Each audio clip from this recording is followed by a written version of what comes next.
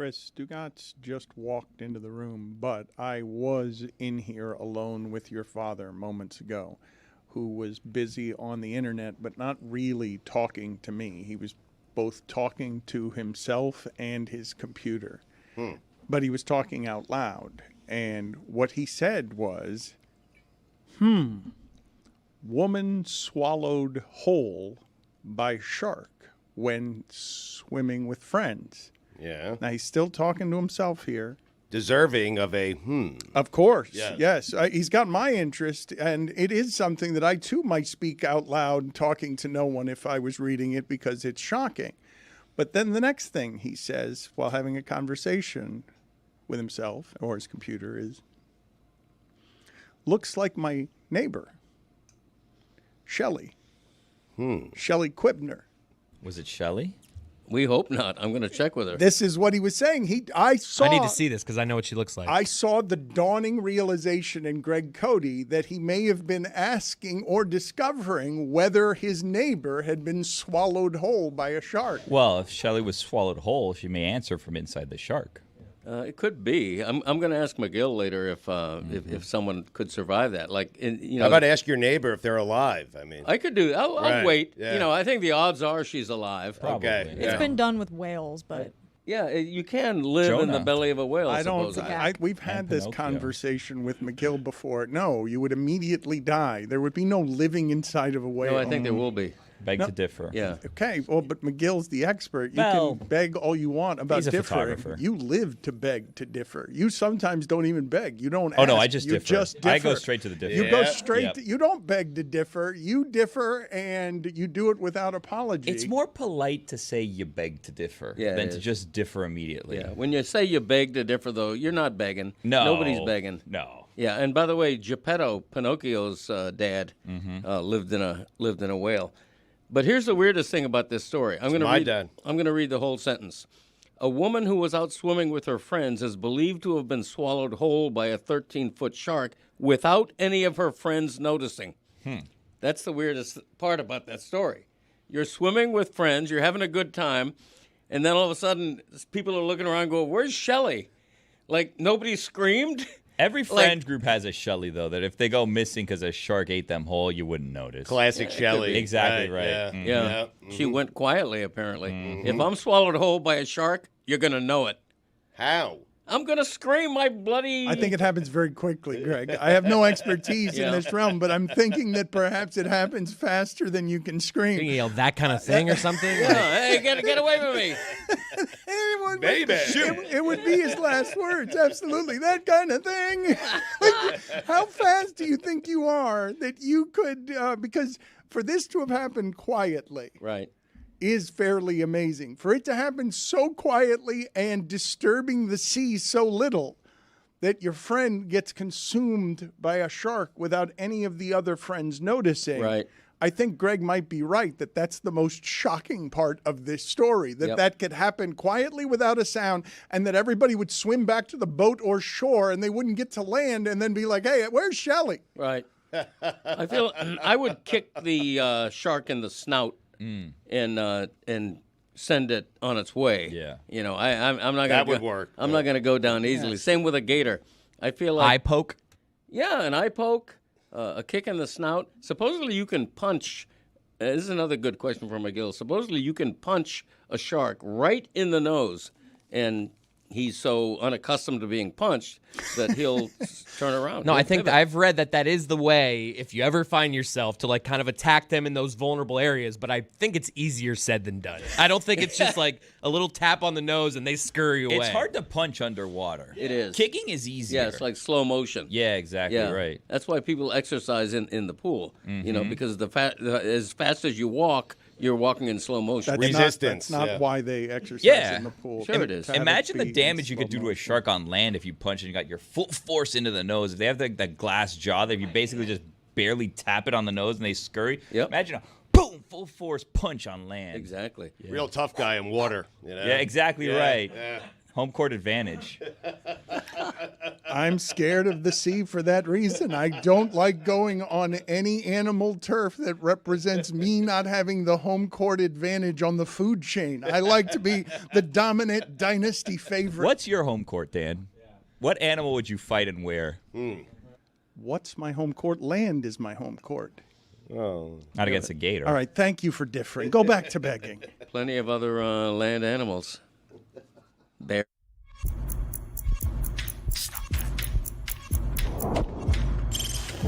Stop that. Stop that. Stop that. I hear him chat to the noise. Move too quick, can't stop for the talking. I hear him chat with the walking. Just too sharp with the prize. White girls let it tell me I'm awesome, yeah. Hot like fire on the pan. If you wanna touch my please use caution. Cold like 0 degrees. I'm out the cage, gotta let out the beast. Revolutionary, gotta let out the streets. Locked in a cage, I'ma let out the sheets. We came for one man, forget my peace. You take the west, I'll take on the east. I'ma put him in the cage, never let out the. I hear him chat to the noise. Move too quick, can't stop for the talking. I hear him chat with the boys. Not so tough, but mans keep walking, yeah.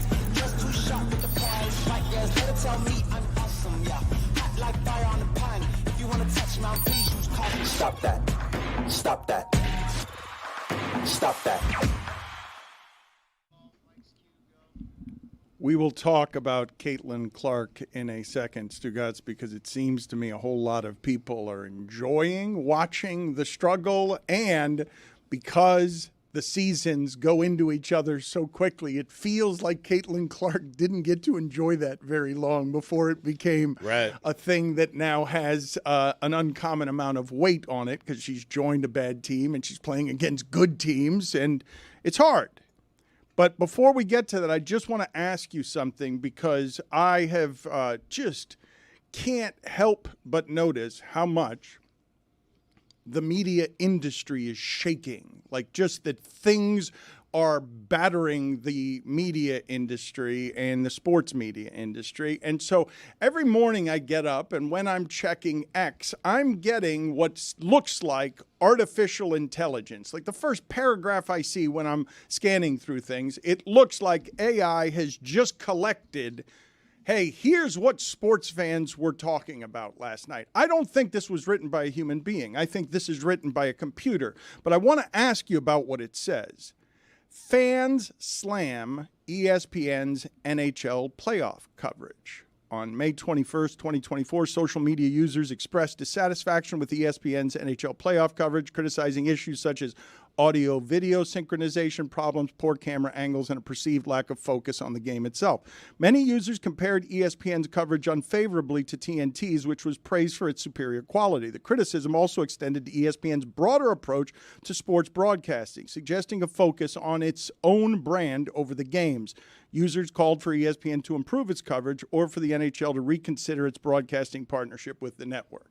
Again, have no idea and have no idea if it was written by a human being and don't think that it was. But the thing that I wanted to ask you and Greg Cody today, as we're coming off of Stephen A. Smith and the New York Knicks dominating the Game 7 coverage in a way that was New York-centric and made people upset, Stugots. Whether you care about it or not, it bothered people to watch a network get rid of anything that would even resemble the illusion of objectivity and just start rah-rahing for the Knicks. And we're entering a new broadcast time, Stugots, where ESPN doesn't just get to be the dominant thing without competition. The competition is a bunch of individual brands, and ESPN has to evolve into the modern age of how to cover stuff. And they tend to go brand. And they tend to go and reward right now, they've always avoided this, personalities. And so it stops being about the game and it starts being about Stephen A. Smith talking on the entire network about whether he would score a basket against LeBron James if they were playing to 100 points and Stephen A. Smith was up 99-0. They covered across the network and then people get mad because there are other places they could go to get something that feels more nutritious than that. So what do you two make of this? Because I know Greg Cody has a legitimate problem, Stugotz, with the amount of information that he's getting. He doesn't want more information. He wants glossy coverage of sports. What is it that you're objecting to in baseball? What is the statistic that you don't like or the tracking that you don't like now? Yeah, it's like StatCast bat index. Like or how something. hard the ball comes off the bat and stuff like that. I just don't need Who to know needs that. it? Right. If it's a line drive in the gap, I know it was hit pretty hard. Right. I don't need to know exactly how many miles per hour it is. Less is more. Less is more. Yes. Here's a launch angle, line drive, fly ball, home run. That's all you need. Yeah. Ground ball. Ground Bunt. ball, bunt. Exactly. Yeah, Those are the angles. Not that anybody bunts anymore. I think when you bunt, I think when you reach base on a bunt, you should get to take third. Really? Yeah, that's how that. rare 2 bunts extra are. bases. Yeah, Huh? Yeah. I like think that. so. What if you advance a runner to second? Do you skip them? I hadn't thought that far ahead. I gotta think about brainstorm. it. I gotta Yeah. workshop that one. Yeah.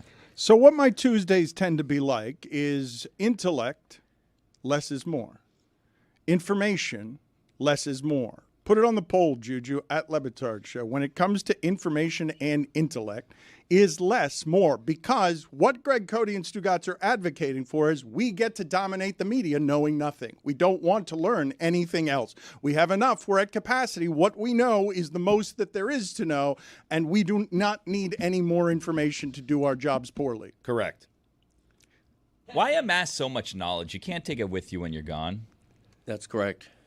You got to be selective. You know, the human brain can only store so much. That's right. And I challenge Le Batard to tell me what is the value in knowing how fast the ball has left the bat. You know how hard people are hitting a baseball, and it takes some of the randomness out of whether you're getting a bloop. If you hit the ball well, the result doesn't necessarily matter. If you hit it 110 miles an hour and it just happens to catch the third baseman's glove, you're out, but it doesn't mean that you had a poor at bat.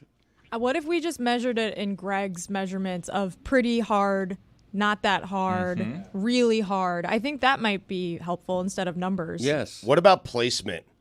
How about that? Yeah. Like, take a little off the swing speed and place it in a place that it's not going to get caught. How's that sound? Okay, excellent. Yes, you should play baseball with a spatula because you're so good at it. You can hit a 100-mile-an-hour fastball into left field, just drop it in there because you're so good at sports. The way Tony Gwynn did it, the way Wade Boggs used to do it. Mr. That's all I'm Padre, saying. yeah. I can't do it, but they could. Hitters used to be craftsmen. Yeah, They that's used to right. craft the ball. yes. You Just know, swing as hard as you can now and hope to make contact. Exactly. Oh.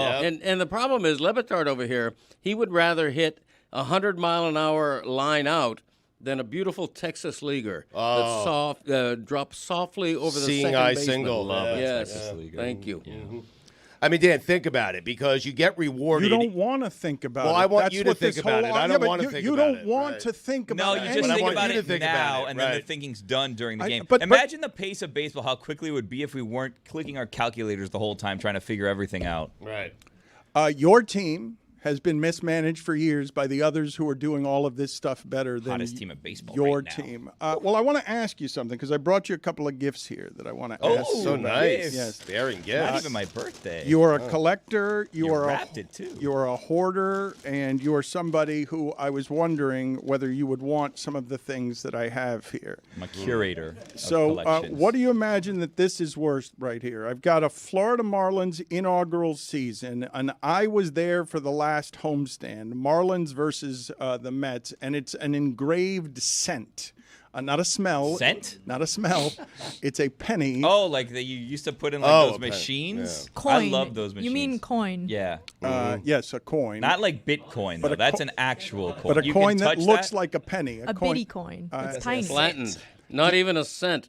Wow, look at that Can't thing. use it. Yeah. Do you think this is? Do you even want this? Would you want this, or would you Sure. not want this? No, Is that it- looks nice. I wonder if it's a crime, though. I don't think you can deface money.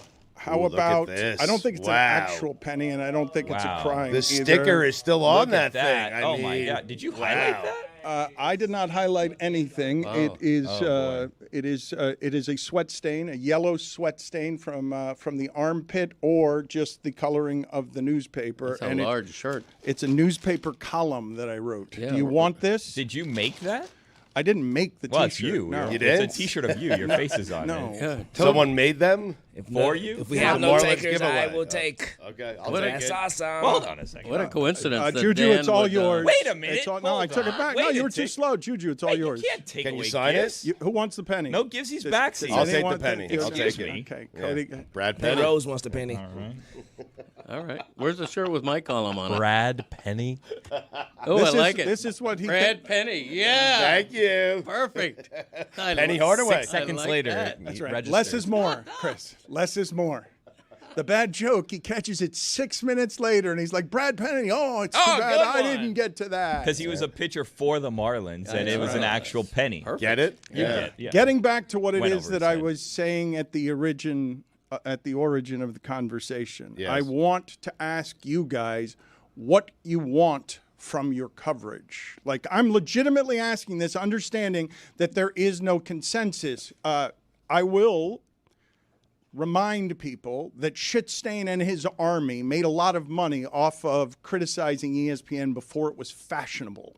Okay, now it's very easy to criticize ESPN. They've been dominant for a really long time, and they're not going to give up that dominance. There have been no real challengers, but now the entire internet is working against the established entity. And my question to you guys is, because it looks like you're about to lose the greatest sports studio show there has ever been. I don't know how and when that's going to get saved in a way that makes it so that we get to keep consuming what Barkley and Shaq and Ernie Johnson and Kenny Smith are doing, which is the new form of what's popular. We'll give you 5 or 6 hours with funny people you like to hang out with. The comedians have stolen the radio space, Stugots. They just do radio shows with each other, and now it's Louis C.K. and Andrew Schultz, and they fill arenas because it's getting that aggressive in the spaces where people compete for your attention. Right. And ESPN has had a lead here for a long time, and people are criticizing from every angle now. And I'm asking you guys, what do you want from ESPN? Because they're moving out of journalism. That's been the case for a while. And you saw nothing on Sunday that indicated anything that resembled objectivity. That ABC, Disney, and ESPN conspired to give you something New York-centric that was brazen for ratings. I don't blame them, but what do you want? I want the games. What happens before the games? What happens after the games? I know people care about that stuff, Dan. I don't.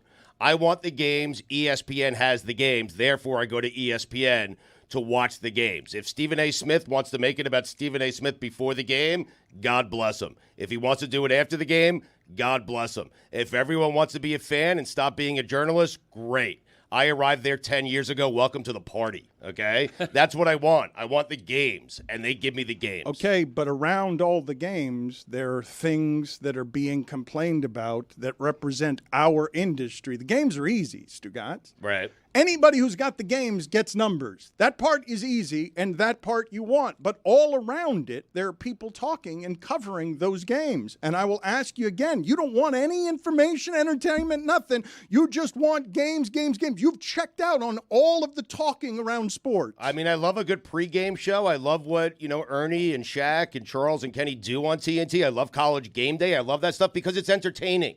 So go ahead, entertain me. Like, I might watch your pregame show. I But might that's not. that's- Sometimes it's on. Sometimes it's not. The definition Dan. for that is not the same for everybody. Entertainment in sports, it's not the same, and it's changing. I understand that, but the only thing I'm taking seriously are the actual games. I'm not taking anything seriously on the front end or the back end. Fandom bleeding into these broadcasts doesn't bother me one bit, but I don't come from journalism. Like, I could see it bothering my course, dad and Dan more than it bothers me. For me, Stephen A. going crazy with Spike Lee is just more entertaining, so I'm cool with it. I'm not the one who's complaining about this. I'm waking up to the complaints. They're not mine. They might be artificially generated, but somebody's complaining about coverage. Why do you think the complaints are bad, though? I mean, I want to complain about this coverage. I want to complain that the announcers and broadcasters hate my team. I want to complain about everything involving the media. And Twitter's just complaints. Like, that's all you're going to find there about anything. Like, So what do you want? When I want to complain. That's what I want. And in your coverage, what do you want? I just want to watch the game, and then I want to hate the broadcasters because that's part of the fun. That's sports. You see them saying something that you disagree with, and you're like, this person is a such and such, and I don't want to hear them say this about that. I need to know who's hurt, Who is an ankle lingering? Is someone probable? Gambling versus info. Out? It's Zagak. I don't give a damn. You can cheer for the Knicks all you want to. Salute. Who's hurt though? Is Miles McBride starting? Because if so, 13.5 seems delicious. Don't get me started on the WNBA fantasy and how we don't get proper injury reports on any of those players ever. Talk about it. It's insane. How's that league going? Oh, I'm dominating. No, I'm not in that league, by the way. I'm in the Underdogs and Friends League. Salute to the Underdogs, Jordan Brenner and Peter Keating. We seem to have somehow created 2 WNBA fantasy leagues because the first one was such a disaster. And now there's a faction. Is that right, Juju? Yeah, it was the real one the entire time. Rose started her own thing out there in the lobby, and we was like, we're going to have dibs. And Dan has that look in his eyes, so let's get off of this topic To tie now. things back. I mean, it's a Juju. it's a nightmare for me. Okay, the metastasis, Metastacism. Tough one. of. I got you. Thank you. I have cared so little about Greg Cody's fantasy league for 15 years, and it's all he wants to talk about. And now all of your self-involvements are such that you guys can't shut up about your fantasy leagues. Like Billy, all Billy cares about, it's the only thing I see him care about here at work is the fantasy league with Rose that he's doing. And while you guys are endlessly entertained by your narcissism, I don't think that the audience wants that. That was a natural progression to the conversation. You say, what do you want to talk about? We want injury reports. Why do we want injury reports? Because of fantasy. And also because of gambling. And also, too, it is right, brother. Like, if the NFL has a toe injury, they got that information up within seconds. Yeah. These sisters are getting ready in the layup line, and they still got an O by their name. That's egregious. Yeah. Get it together, bro. Show these women the same respect as y'all show the second string tight end for the damn Bills. Yeah. I think most people, Dan, want to be entertained and they want to be informed on the things that matter to them. And so, like, College Game Day does a great job where you're getting your information and then they go to Pete Thamel and he's telling you who's playing, who's not playing. And so I think that's what people, for the most part, I think that's what people want. Entertain me, give me the information from credible people, information that I care about. Well, but let's talk about what it is that Juju's saying there. Does it not stand to reason that if the coverage of women's sports is bad in every way because men are trying to figure out how to cover something they haven't been paying attention to for a long time, and these industries are dominated by male executives, if all of that is so, doesn't it stand to reason that there would be some gambling advantages in having more information about what the game results might, that you'd have more room to maneuver in a space where people are more ignorant because you'd have the ability to be more informed than others with inside information, because the information that's out there isn't covered.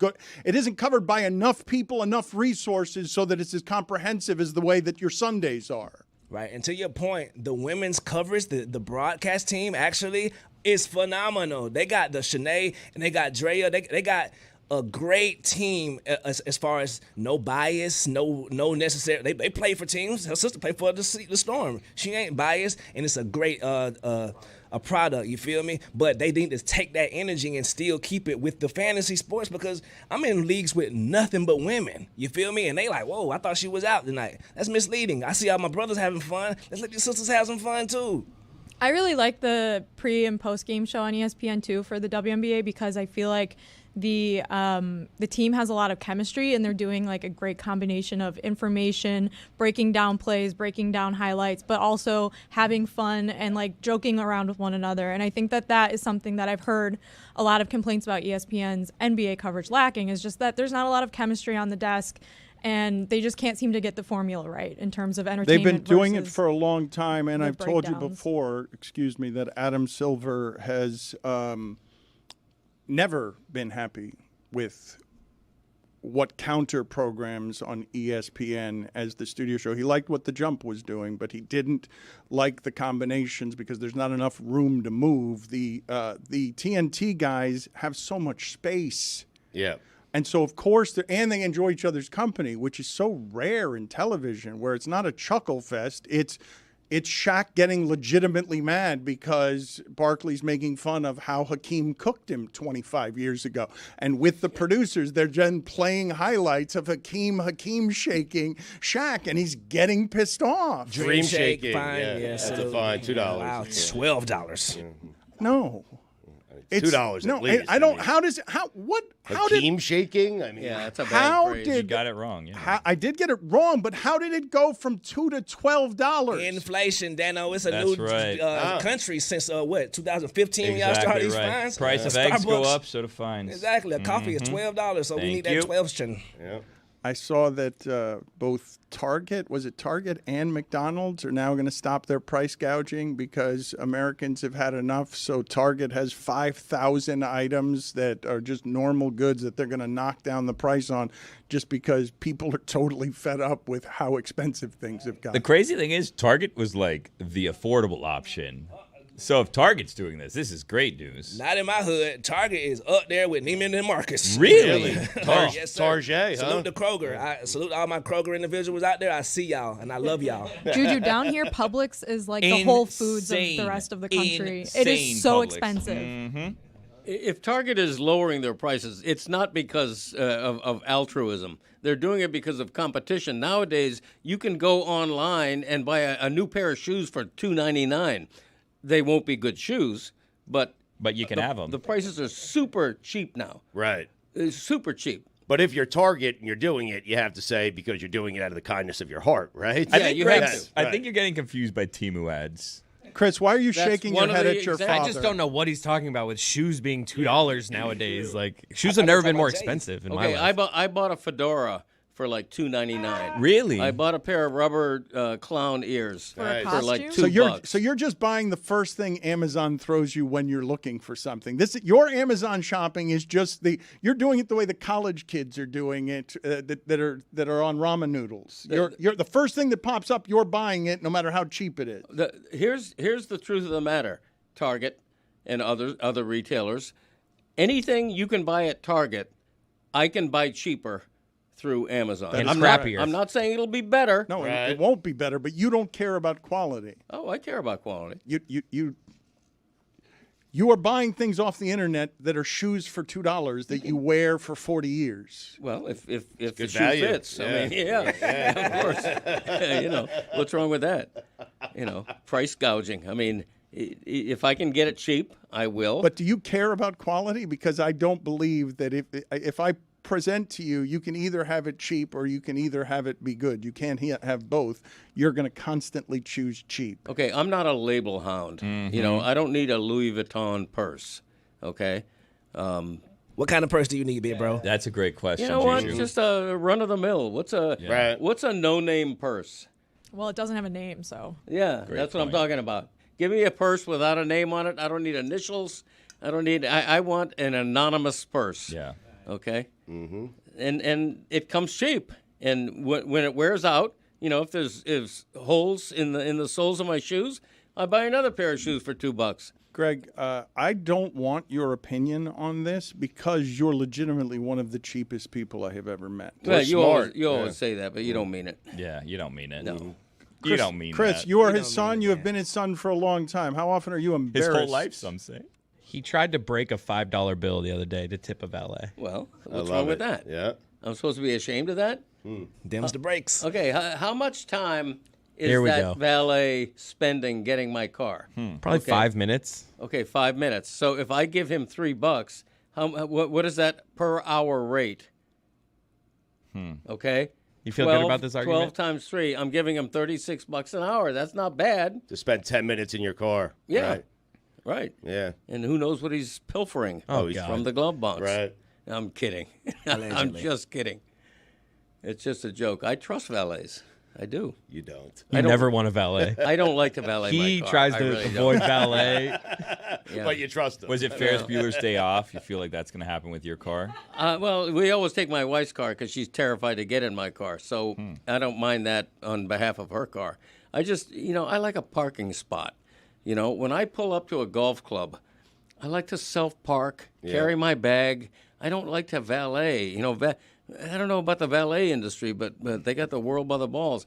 You can't go anywhere now and not valet. He's right. I'm surprised I don't have to valet park when I go to Publix. Just let me self-park. We're getting there with Publix. Self-parking is dying. You love to back into a spot, don't you? No. Really? I'm anti-backing I figured in. you would like to get right out of there. No, I give a long stare to a driver who holds me up in a parking lot by backing in. The only people who should be backing into a parking spot are people fixing to rob a bank, and they need a quick getaway. Right. That I see. Plus, it obscures the license plate. So, the eyewitness makes it tougher. But imagine if that was the rule. You'd know exactly who the Juju, bank put robbers them all were. Then on they'd the park poll, forward. please. Does the valet industry have us all by the balls? Do you trust valets? And is the key to a good bank robbery backing into your spot?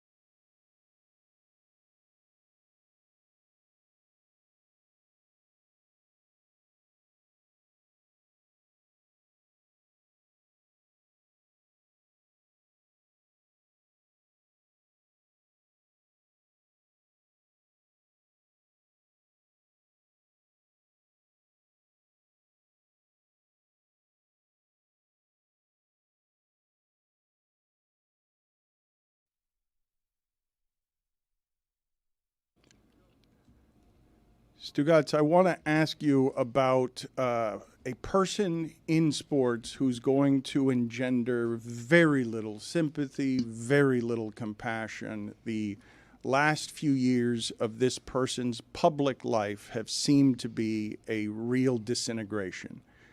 Antonio Brown went from the best receiver in football to somebody who took a hit in a game that years from now, when we go through science, we're going to be able to like pinpoint, oh, that's what exacerbated CTE. Right. His public meltdown has been something that seems like it could be tied to football fairly easily and fairly overtly, to not excuse any of what it is that he's done. But we're going to know more about it in years. And today he declared for bankruptcy, or yesterday he declared for bankruptcy, and it actually hurt me on his behalf because of what life's going to be now when you've grown used to having all of the money and power in the world, and now you enter a phase of your life where you're not going to be able to recoup that anywhere, and your reputation is in tatters, and you don't seem mentally stable in any way. And I don't think there's going to be very much compassion for Antonio Brown, but having known that his story began in Miami, homeless, and this is not a place to not have a home. His journey to the top of sports was fairly amazing to watch because it didn't come through the big schools and it didn't come with a lot of support. So he got to adulthood and fame and money at a time he couldn't handle it. And I don't want to make him a victim here, because the stuff that he's done is really bad. Like, it's not just publicly embarrassing. It's stuff that has hurt people. And yet I found myself feeling bad for him when I saw the declaration of bankruptcy, because I'm like, he's not going to be able to get his finances in order the rest of his life in a way that allow him to fix the fact that all of it's been thrown away. He made $88 million during his career, and he's filing for bankruptcy. I do feel bad for Antonio Brown because it's the unknown that you feel bad about. It's what did football do to Antonio Brown? How did it impact his life, his career, all the crazy things he's done over the last few years? You do wonder, I'm not excusing it, but you're left to wonder how football impacts that. It's a long list of things. Perhaps you could get us that list of things, because I don't want to skate past what has been some very bad behavior that's going to make most of the people listening to this, I don't think it's the minority, I think it's going to be most of them, don't care, threw it all away, moron, another guy who had all of the things I dream about having and couldn't figure out a way to handle it. I'm guessing that he engenders very little in the way of compassion. If I had the opportunity to play in the NFL, I do this all the time. I'm guilty of it as well, but this is what fans do. And I made $88 million. I would never squander that opportunity. But you don't know, because you don't know what football does to your body and your brain. Yeah, I feel bad for Antonio Brown as well. But when you mentioned $88 million in career earnings, that is the reason why he'll get no sympathy from most people. I worry about his mental health. I worry about what he might be driven to do next. But I also think in this day and age that the fact that he's controversial, the fact that he's had all of these episodes, there's a lot of podcasts out there who are going to say, Antonio, I don't think he's you want to come employable, on? Greg. Do you want to come on is one thing. Pay you to come on? Make it profitable? No. Exploit you? Sure. He doesn't have a career in front of him. He does not have a media career being controversial. He's tried the music career. He's been on, he's done some work with It Is What It Is, right? Like that Cameron and Mace have had him on fairly regularly. He could have had a media career. He decided not to. Probably that day's over, though. That day's over whatever for him, that, I think, yes. And so I ask the audience this question because there are so many people in his rearview mirror who are actual victims. So I understand why anything that sounds like we're espousing victimhood for him might land wrong, because people don't want to see the humanity in that sport when it gets damaged that way and have to reconcile with what it is that we're doing on Sundays, where Vontaze Burfict took pride in doing that. Yeah. That's something at the time. Vontaze Burfict. In his defense, a lot of guys do, Dan. But yes, right. Agreed. But more than most, Burfict was saying, I hate the Steelers, and that's what I was trying to do. I was not following the rules, don't care about your safety. Vontaze Burfict has publicly said, that is something I was trying to administer. It's something I'm proud to have administered. And within the context of that environment, I ask you, what does football do to these people? I think why it's hard to feel for my dog is because he's on top of the heinous crimes he was accused of and the child support and all the stuff that he's been locked up for, throwing rocks and all the stuff. His regular internet personality right now is still attacking everybody. So-and-so bleep of the day. You know what I mean? It's like he's still antagonizing Tom Brady, posting pictures of Giselle. At a certain point, you wear out your welcome with us.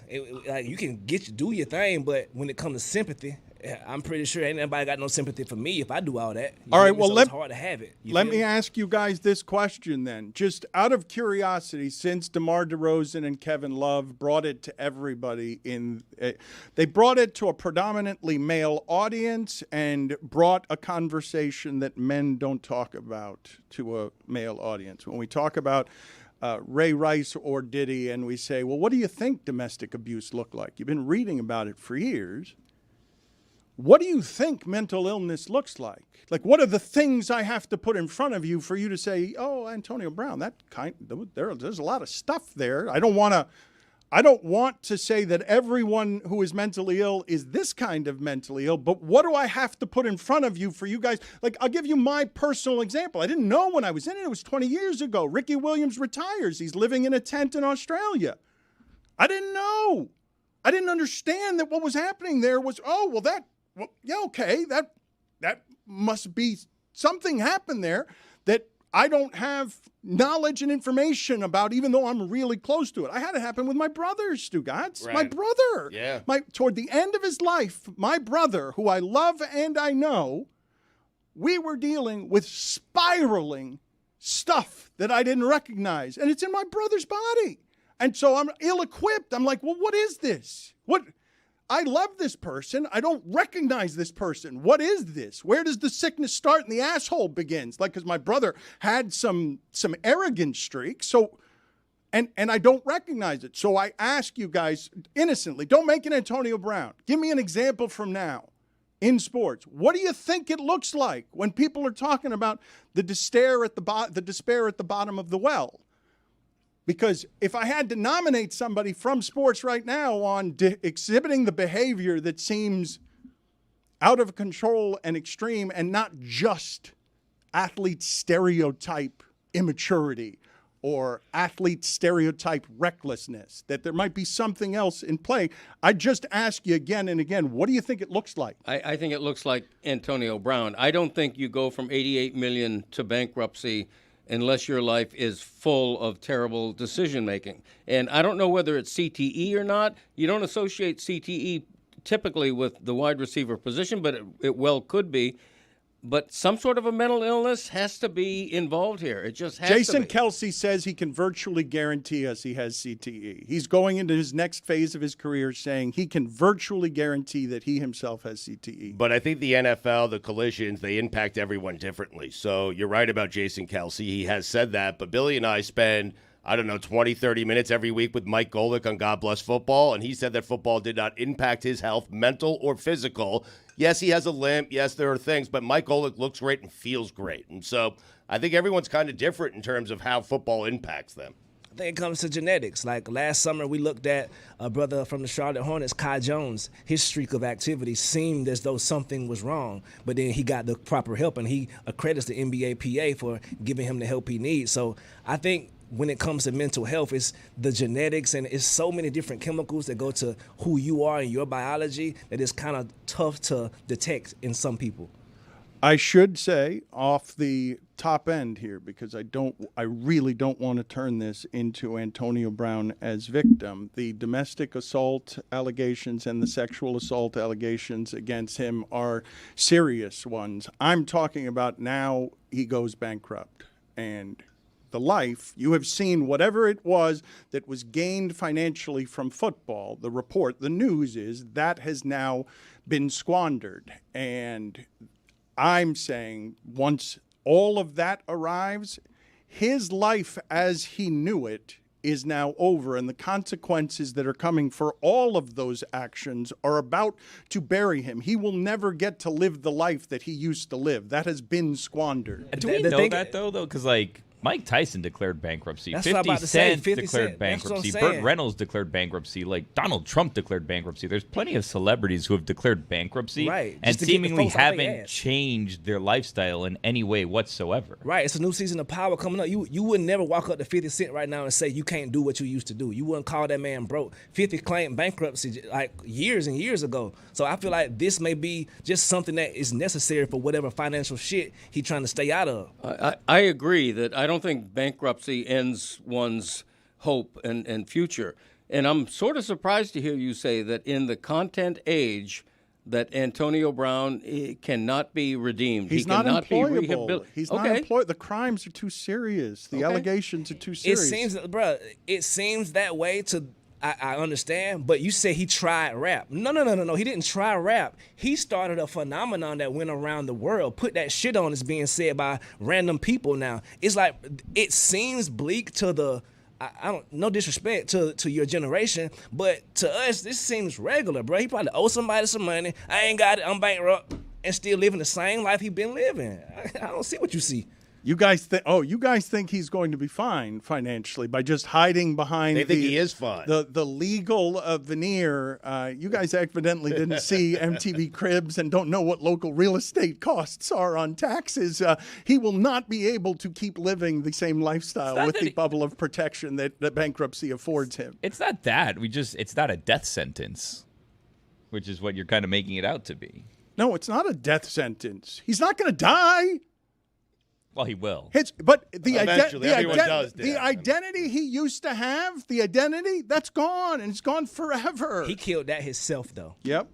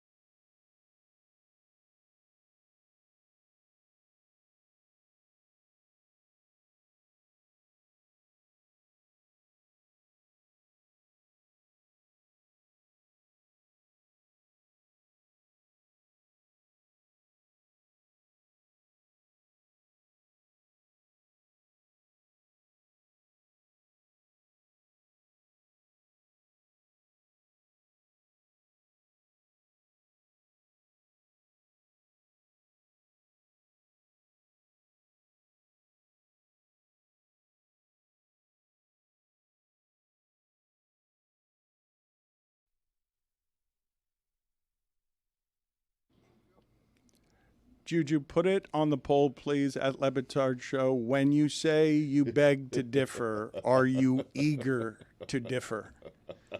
I'm not. I believe you are. I believe you cloak it. I believe it's your mask. It's your disguise. I believe your beg to differ is your knight's armor to pretend and appear polite when you live to differ. He's actually begging to differ. I don't like that assessment. It's hard for me to wear a mask, Dan. I wear glasses already. You wear your glasses over your mask, and your mask conceals an evil anarchy that you embrace wholeheartedly. You like nothing more than to differ, I would say. That's one person's take, I suppose.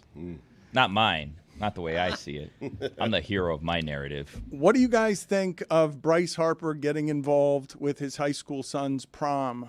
Because we have some video of...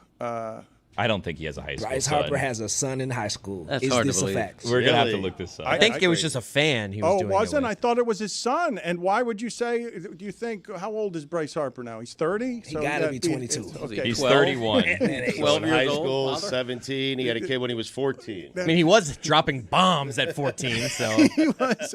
I did think it was his son. Okay, so that makes it much different. I did think it was his son. It was just somebody he was doing a favor for, who needed to make sure that he got a yes, so he brought in Bryce Harper. His son would also have to be like 17 or 18 because only juniors and seniors go to prom. So that I'm was. seeing a headline. He helps a New Jersey high school student with prom proposal. Okay, my bad. I'm sorry. I thought Not it was his kid, son, just a right? kid, Yeah, well, right, it's yeah. totally different. It's kind of weird. It's a totally Very different. It's honestly better if it's your kid. It's too I like know. helicopter parody. Agreed.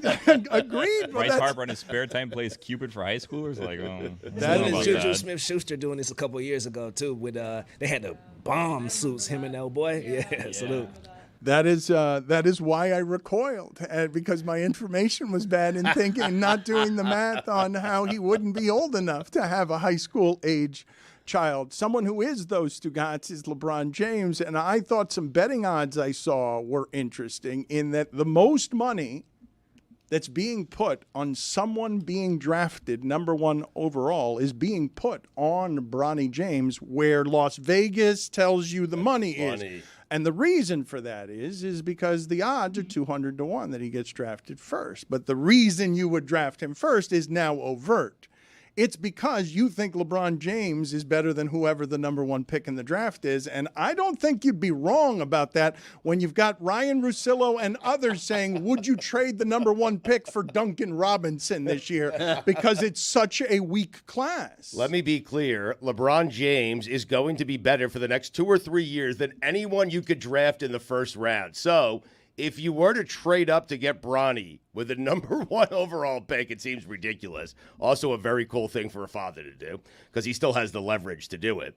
But if you have the opportunity to do it and draft Bronny and therefore get LeBron James, that would be a smart move by that team, I think. This would be the draft to do it. Yeah. Yeah, because there's no Wembanyama in this draft. Correct. Yes. I mean, this is like it's about as bad as a draft gets. I think the number one projected guy is from France. It's just funny that you said that specifically. There's no Wembanyama. Just because you're Right. French don't make you Wemby, brother. You feel me? right. And if you the Hawks right now, brother, liquidly, this makes sense. Look at all the jerseys you can sell. Look, you can talk to LeBron anytime you want to. Who you gonna take? Klingon? It has to be a team that LeBron thinks is close to winning a championship. He's not just going to Atlanta. And Atlanta should know that, and they should trade that pick for as many picks as they can get. All right, before we do all of this, you mentioned Wembanyama. Did you guys see what he spent his first paycheck on? Because it was fairly funny, and it reminds you that even though these appear to be armored adults in muscles, they are children. A Lego Millennium Falcon. Really? Those are expensive. Yeah. They are expensive. Wow. Lego. I've always wondered, like, what do you do with it once you're done? You did this right here. Yeah, that's what you do. You're right. That is what you do. That is Yes. exactly what I you guess do. he's Those rich exact enough. sounds, He has yes. his own room for it. Like I want like the Lord of the Rings ones, but then I'm like, well, what do I a lot of do with space. It, It eats a lot of where am I- space. It's gonna take up my whole apartment. It's only $850. Huh. I was thinking, That's I don't a know lot why. for Legos. Only? That's I'm a just lot saying. for I, Legos. Legos are surprisingly expensive. For Wemby, the way, though? the I way you mean- pinned it as like his first purchase, I was thinking this was going to be like tens of thousands No, it wasn't of a dollars. real Millennium Chris, Falcon. let me borrow like Yeah. $50 from you. Wait, I really wish we had done Prices Right with this. What did you think it was going to cost? I'm thinking it's like a life-size Millennium Falcon thing. No, what? You think it costs as much as like a car? Like from the movie? You guys don't. You know, I could an actual buy spaceship? I could find probably a dozen things for thousands of dollars that are Star Wars related right now. Like I think under $1,000 is cheap actually for this. It is. I thought you meant a bird. Hold Greg, on. you When buy you said $2 Millennium shoes.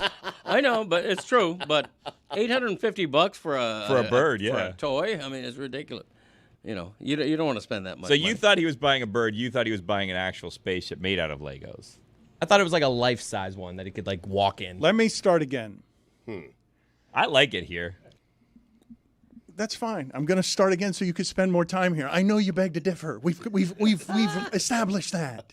I know where you like it, Billy. I'm very well aware. It's where I don't like it. Why? Try it out. Opposites attract. The Lego Millennium Falcon that he bought, he was asked the cliche question of, did you make any big purchases with your first check? And instead of saying a home or a car, he said he bought the Lego Millennium Falcon. I do believe that we should put these things on the poll at Le Batard Show. Are Legos surprisingly expensive? And once you've put together the Lego Millennium Falcon, is that now furniture in your house? Is it a furniture decoration in your house? Because that is something that's going to take up some space. Stugotz, I wanted to ask you this question about the Miami Heat based on something we didn't cover yesterday regarding the Minnesota Timberwolves. Right.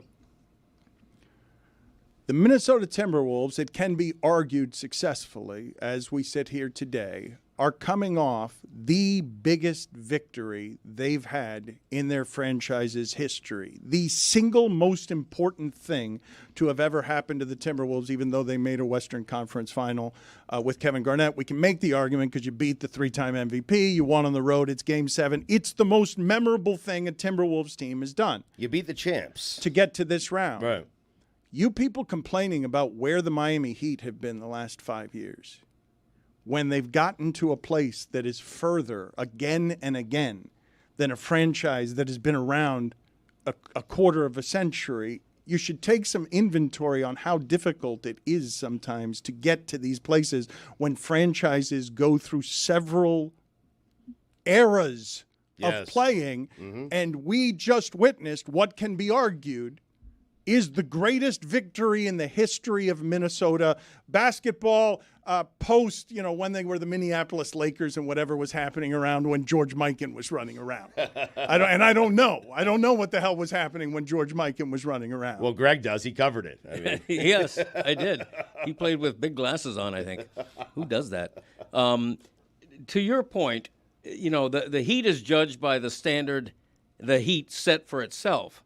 Okay, so I don't, you can credit the past 5 years, but they haven't won a championship since LeBron left. And it's been more than 10 years now, or about 10 years. And that's the standard they have to live up to. Do you think Heat fans, they don't appreciate the run the Heat have been on? Because I will tell you, as a Knicks fan, I am jealous of the Heat. I am jealous of that entire organization. I believe there's a spoiled entitlement into what Heat fans think they deserve that doesn't take inventory of how hard it is to be as relevant as they've been this century. But it's created by them. Like, Yes. It's Pat Riley going in, look at my rings, I'm going to get you one of these, and then you don't get the free agent, and you don't get the rings. It's championship culture, it's Heat culture, it's look at the banners, we have this championship thing. They are the ones that set this narrative up to have people say, you know what, you've fallen short of the narrative that you told us. So it's not crazy to be like, you guys haven't lived up to the expectations you set for yourselves and told us you were going to deliver on. But in part, that's what I'm jealous of as a Knicks fan, that they've set the bar so high that it's championship every single season. Well, my point isn't even and that the Knicks get happy to get to the Eastern Conference semifinals and lose. That was ridiculous coverage. You were acting like it was like the end of some great run.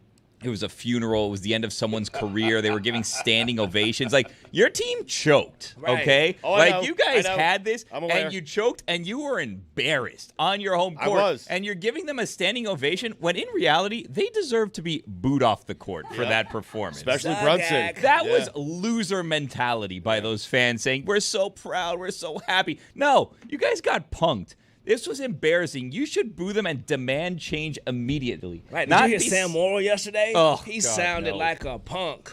Salute to Sam. I love you. Salute to Sam. Talk to you next year, hopefully. What a great tool.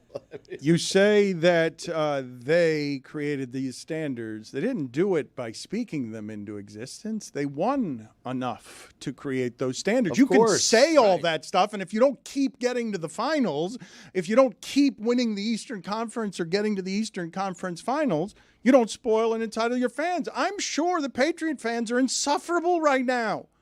I'm sure that you can't be around Patriot fans based on what they expected Mac Jones to be. Good luck with that, Mac, replacing that guy. I'm sure people will be totally reasonable about you not being Tom Brady. Same thing with the Spurs, honest to God.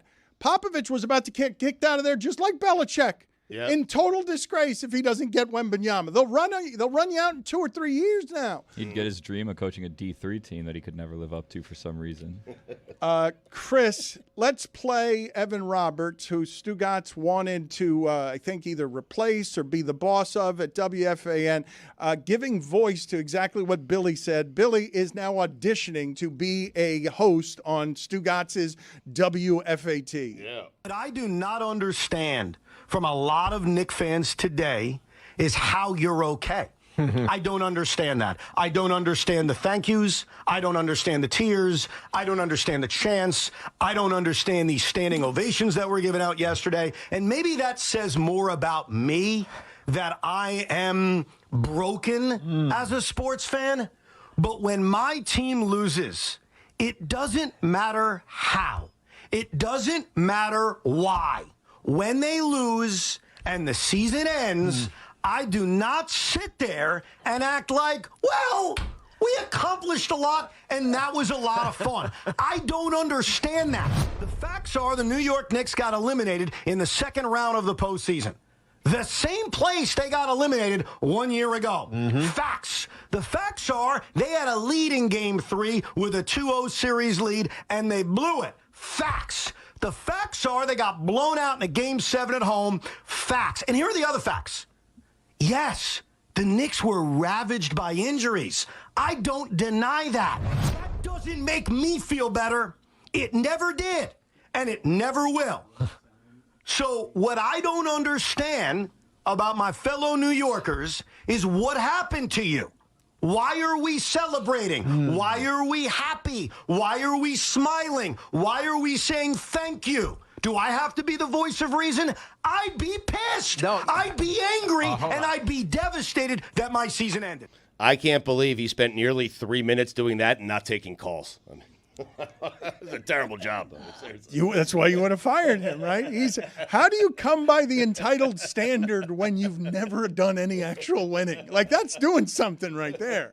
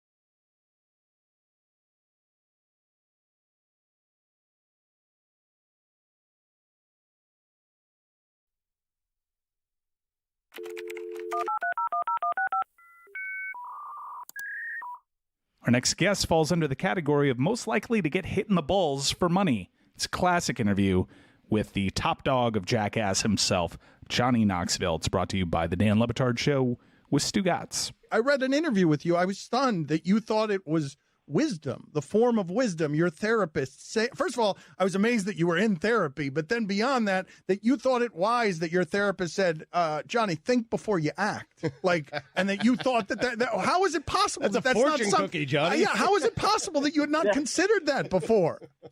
That's how far gone I was. That concept did not even occur to me. I was like, "That's brilliant."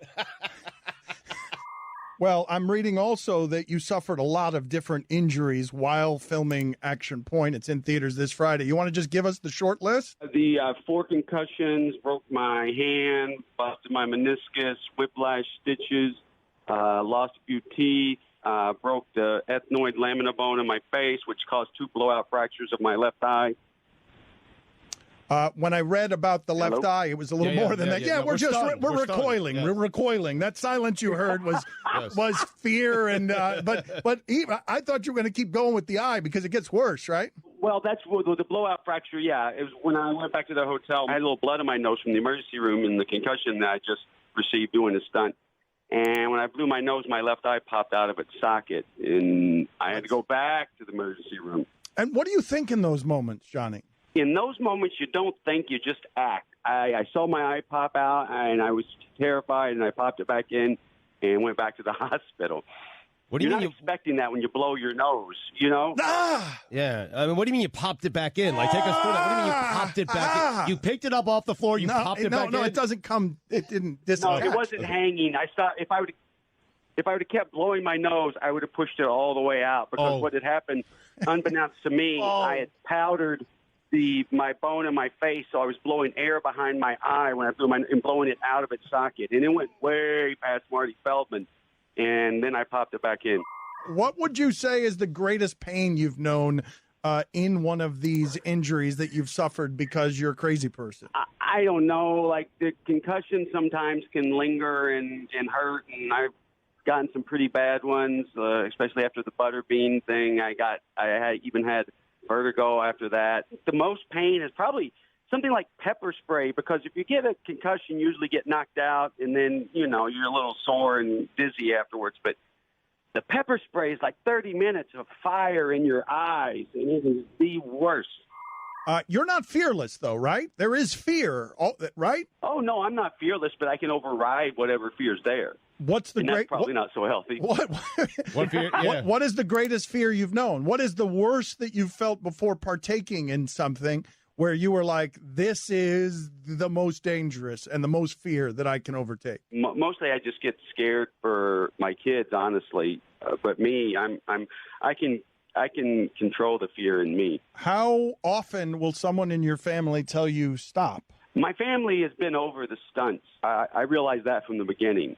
When I first showed my sister the tape of me testing self-defense equipment on myself back in '98, I thought she was going to love it, and she didn't like it at all. And I understand. So my family's over it. What was the vertigo like, right? It was Butterbean. You allowed him to punch you? We went into a swap meet and had a boxing match.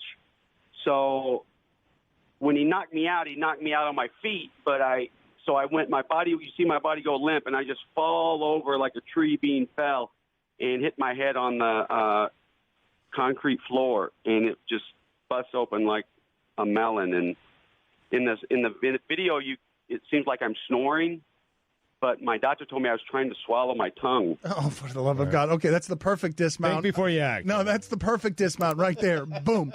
Action Point is in theaters this Friday. It sounded like I was snoring. That needs to be on the movie poster. It sounded like I was snoring, but my doctor said I was trying to swallow my tongue. Thank you, Johnny, for being on with us. We appreciate it. Thank you so much.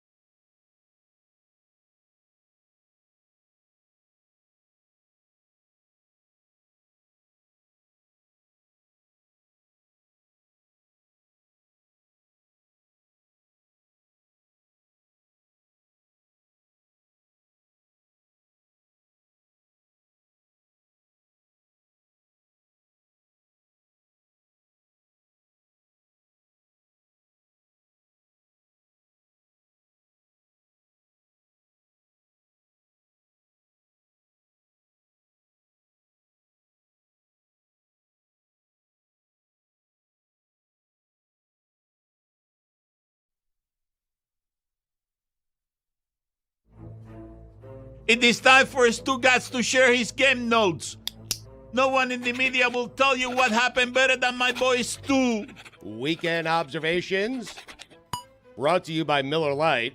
Great taste, just 96 calories, available for delivery. Dan, they hadn't made a conference final since 2004. And down 20 in the second half, it looked bleak. But they dug deep. Because to be the champs, you have to beat the champs. And beat the champs they did. On their home court. Alex Rodriguez, courtside. The best young player in the game, Jaden McDaniels. We still don't know if they won the Rudy Gobert trade, but make no mistake about it.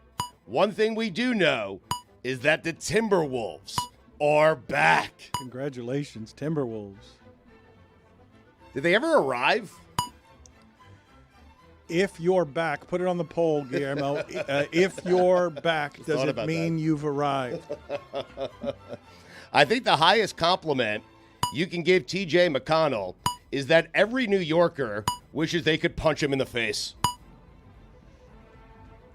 It's annoying to lose that way. It is. To that guy. Dan, I was wrong about Alec Burks. He can give you 25 on any given night. How about that? You're going to take a victory lap over your Knicks, are you? Yeah. So they're all doing. You got something right. The Pacers shooting 67% and scoring 130 points in a Game 7 will keep Tom Thibodeau up for months. You think he slept since that game? I have in front of me right now the exact Thibodeau game plan. This is from They Not Like Us. Number 1, Tibbs changes the culture. Players embrace hard working. 2, players perform beyond expectations. 3, a star is born and brought over. 4, expectations form. 5, a deep playoff run is expected. 6, freak injuries. 7, fans defend Tibbs hard. 8, players aren't the same the next year. 9, fans turn on Tibbs. 10, he's fired. WFAN. Who sent that? Sal Licata? They Not Like Us. Oh, got it. Congratulations to the 2024 PGA Championship winner, Jeff Darlington. He won't say it, so I'll say it for him. Jeff Darlington was happy that Scottie Scheffler was arrested. Wow. Allegedly. Put it on the poll, Juju. Was Jeff Darlington happy that Scheffler was arrested? Edwin Diaz. A lot less cool when you have a 5.50 ERA. Here's an idea. No music, no entrance. Just walk to the mound quietly and put the nail in the coffin. Sound good? He's been bad. 5.5 ERA. He's a closer. It's only 5.5 because he started okay. Like lately, it's been above 10. Yeah. He stinks. My team broke him. He cried. You said your team was the hottest team in baseball. Yeah. They won one. No. One straight. No, yes. they won like 5 or 6. Yeah, 6 of 8. There you go. The hottest Even team in better. baseball. Go Fish. There are 5 teams that have won 4 straight. I mean, they've won 6 of 8, and you said they've won 1. One straight. 1 in a row. What do you think of me giving you that scent and having a daily Marlins penny for your thought segment, where you get a bit Brad of Penny. where you like get that. A Brad piece Penny of, for your thoughts. like a piece of memorabilia in exchange for your crappy Marlins thoughts? I think the audience would hate it, but I'd get a bunch of crap, I guess, that I'd like. LeBron James, did you see the way they treated Isaiah Hartenstein? Imagine how they'll treat you. Seriously, Dan, he's got to go there. The Knicks have to trade for that pick. They have 3 picks in the first round. You didn't want him. Well, now I do. That was then. 2 weeks ago, y'all don't even want LeBron. Now That was y'all- then. This is now. It's a good fit. A lot has changed. Right, Juju. What if he hires J.J. Redick in L.A. and then leaves? Wow. Well, better to get Bronny drafted in Cleveland, J.J. Redick hired with the Lakers, and then goes to the Knicks. Oh. Get Shabazz Napier another job in Miami. The Red Sox are a game under, but 8-0 this year on Sundays. Every given Sunday. The Lord's Day. I love a good Sunday, Dano. Abby does not. No, she hates Sundays. OKC, the rare 1 seed that still feels like they're a couple of years away from contending. Chet Holmgren, you're 7-1 and grabbed 3 more rebounds than I did over the weekend. Here's an idea. Less annoying commercials and more time in the weight room. Sound good? Wow. Put it on the poll, Juju. Hey, Chet Holmgren, fewer annoying commercials, more time in the weight room. Yes or no? One word. What a pro needs. Thank you. Sound good? Sound good? Yes. Sound good? Yes. All one word. Arsenal finished second in the Premier League for a record 8th time. You know what the A in Arsenal stands for, Dan? I do not. Always the bridesmaid. Wow. Never the bride. Hey, 8 times. It's worse than the Bills. That's pretty bad. The I in Indiana stands for I don't think the Pacers missed a damn shot. Jesus. Alec Burks needed more help. Dan, little game of fill in the blank.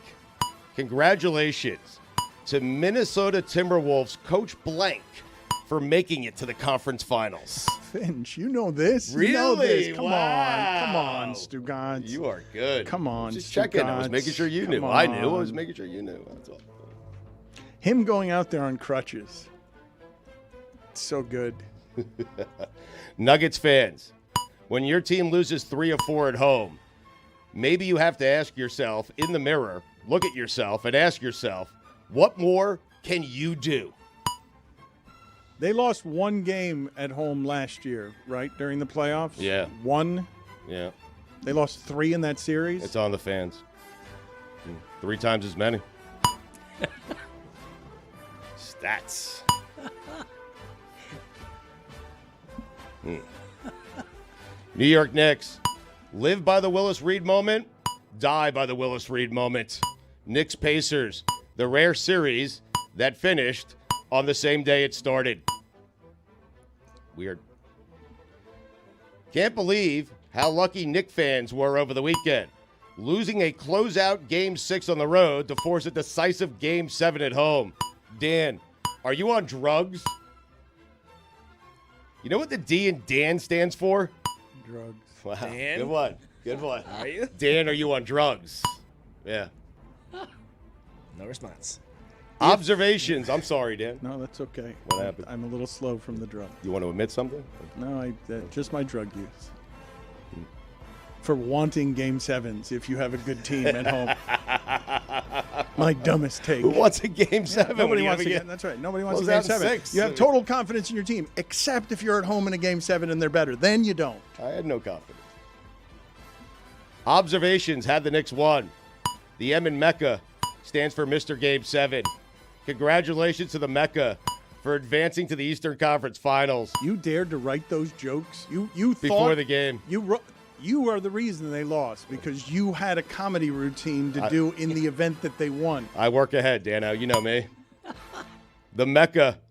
Best 2 words in sports.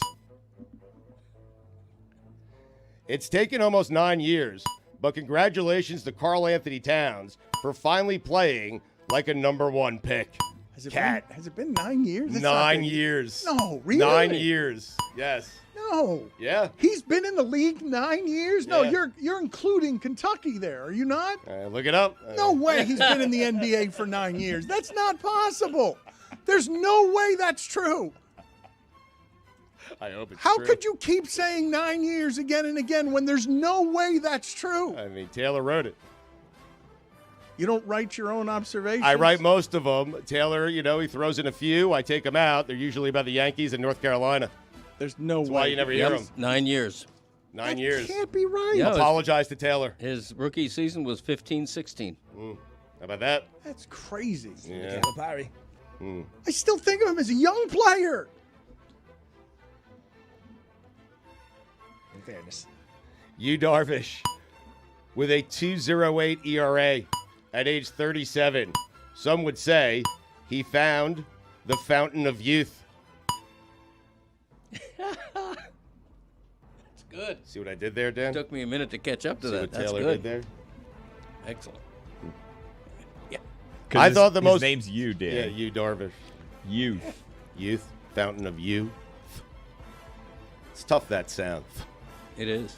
Yeah. When you isolate it, not that tough, I guess. One of the easier sounds, I'd say. You It probably is, just you're go right, yeah. fountain of I you had and to work it out not first. worry with the TH. Yeah, good point, Craig. Yeah. I thought the most impressive day in sports history was when Deion Sanders played in an NFL game and a Major League Baseball game on the same day. That was until Scottie Scheffler got arrested, went to prison, got out, and fired a 66 at the second round of the PGA Championship. That's impressive. Yeah. Prison is where you had him. Yeah, but hey, Little my homies, free y'all, man. Dan, close your eyes for a second. Close your eyes. Now imagine the same exact situation, but Scottie Scheffler is black.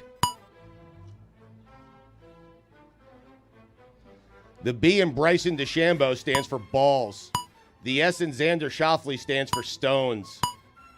Back to that scenario for a second I created. Dan, you can keep your eyes open. Jeff Darlington's still very white. Yes. I'm just letting you know. Let's be clear.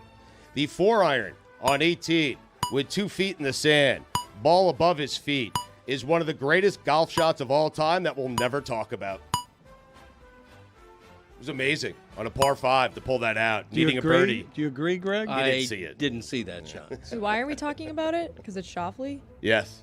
No one cares. Poor guy. He's joining us tomorrow, by the way. You can ask him tomorrow. Is that one of the greatest shots ever that no one cares about? He knows it is. Trust me. He knows how hard that shot is. Dan, both feet were in the sand. He'd be bothered. I'm telling that you, no if one you cares tried that about shot it. 10 times, you would not advance it 100 yards. You. Or me. Greg would, though. Or Darvish. Yeah. I could do it. Fountain of Youth. Kevin Spacey was interviewed by Chris Cuomo over the weekend. You, of course, know what that means, right, Dan? It means a couple of canceled guys were cutting it up. James Dolan, your Mecca is not MSG. It's the Sphere. The S in Sphere stands for shrooms. The P stands for psychedelics. The H stands for holy shit. The E stands for ecstasy. The R stands for reefer. The other E stands for every 2 weeks, I'm going back. Every 2 weeks. We haven't this talked week to off, you. next week back. We haven't talked to you about what it was. We haven't mined all of your drug use this weekend. Holy shit, that's what it was. It's terrible music. What? I said it. What? I said it. You need the drugs. It doesn't work without the drugs. It works fine without the drugs. You need the drugs. I'm 2 seconds from sending your ass to the penalty box, Dan. Tighten up. You need drugs to enjoy the music. It's not good music without the drugs. Are you saying any music or that No, music? Your music. No. That music that you go to Vegas to enjoy. No drugs required. Although I've never listened to them when I'm not on drugs. Because it's not any good when you're not on drugs. Touche. Something to ponder. Sitting in the 200 or 300 level atmosphere on mushrooms and trying to stand up. The most dangerous of games. Be careful, man. Chris Kreider with a third period Hattie. Cementing his place in Rangers history. Crides. That was a game that gets you in the rafters. It does. He could do nothing else the remainder of his career. That jersey is headed straight up to the rafters. I'm telling you right now. You New York fans love the second round, don't y'all? I don't even like the Damn. Rangers, man. I mean, Miles McBride took a deuce all over the Mecca. That was good. You know what the B in Brunson stands for, Dan? Ben Shepherd, you are not. Oh, broken is what I thought you were going to go with. On behalf of all Knicks fans, our apologies for making you watch Celtics and Pacers. If I'm being honest, though, the Knicks would have been swept by Boston. I'm being honest. The Pacers are going to get swept by Boston. Series is over. It's a wrap. Not so fast, my friend. I'm with you, Juju. Panthers, Rangers, heavyweight fight. It is. I don't care what anyone tells me.